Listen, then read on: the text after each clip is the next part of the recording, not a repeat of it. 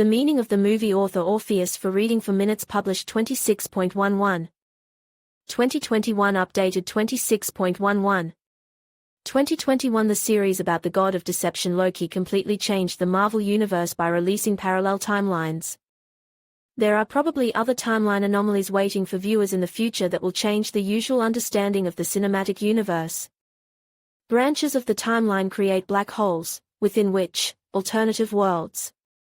At the beginning of the 6th episode we were shown at least 2 such universes, the Marvel Cinematic Universe, with all the events we know, and a parallel world where Loki is located.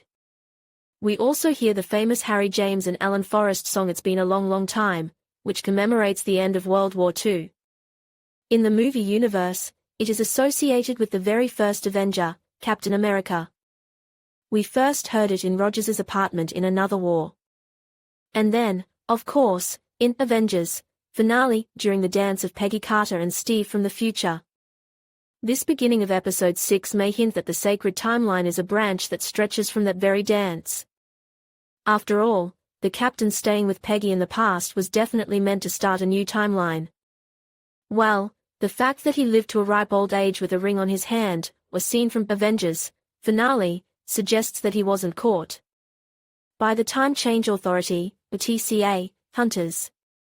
It is in this timeline that the current timekeeper, who controls all events, will be born in the 31st century AD.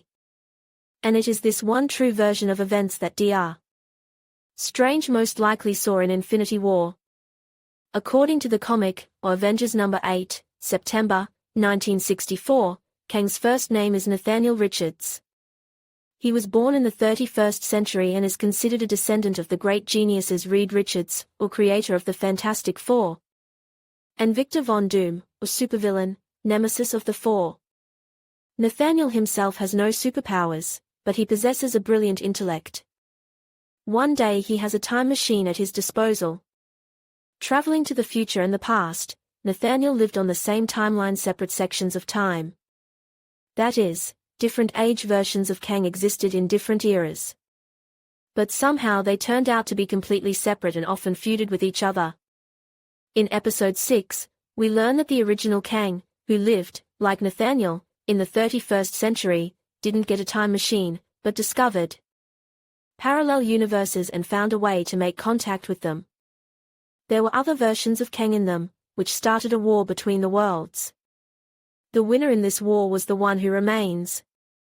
To prevent a repeat of the multiverse conflict, he isolated all the timelines and let them go in a certain direction, a sacred direction, in which there was no room for other Kangs. He then created the UWI to control his plan. Kang's words that he is tired and wants to retire are probably true. He chose Loki and Sylvia as his successors as the luckiest and paved their way to his castle. According to him, he deliberately led the heroes down this path to make them the best version of himself through all sorts of trials. Sylvia does not believe Kang, and Loki tries to change her mind. But Sylvia decides to finish what she started, sends Loki to the TVA office, and kills Kang herself, thus triggering multiverse chaos. By the way, Kang with his last words, "See you soon," gives a reference to his return in the movie Ant-Man and the Wasp, Quantumancy, announced for 2023. And judging by the way the camera dives from larger objects to smaller ones at the beginning of the series, it seems that Kang's castle is in a quantum dimension, which is why his return is expected in Quantumania. After Kang is killed, we see the sacred timeline begin to stratify chaotically. And Loki meets Moebius and B-15 in the UWI office, who no longer recognize him. There he notices a statue of Kanga the Conqueror instead of the Timekeeper's statues, which means he has entered an alternate universe. He may have retained his memories precisely because he was in Kang's castle, in an alternate universe, when the events were rewritten. What happens next? We'll find out from the new episodes. After all, the creators of Loki unequivocally made it clear, the second season is worth waiting for.